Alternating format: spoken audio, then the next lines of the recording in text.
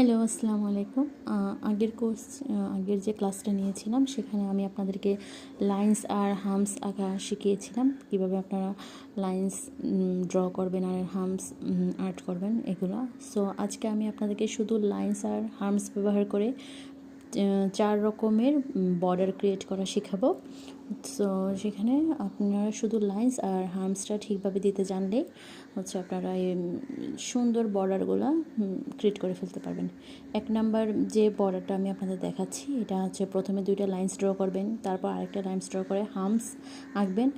আপনারা যখন হার্মস আর ফ্রিলসগুলো আঁকবেন তখন খুব মনোযোগ দিয়ে আঁকবেন, যাতে আপনাদের সব জায়গায় আপনাদের ব্যালেন্সটা একই রকম থাকে।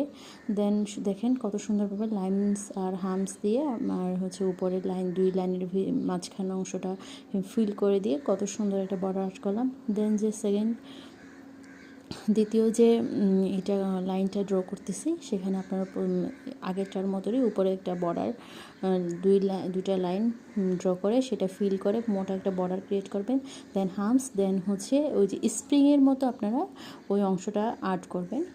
2 হামসের মাঝখানে যে অংশটা আমি আর্ট করেছি, দেন তারপর হামস দিয়ে তারপর আবার একটা মোটা লাইন ড্র করবেন।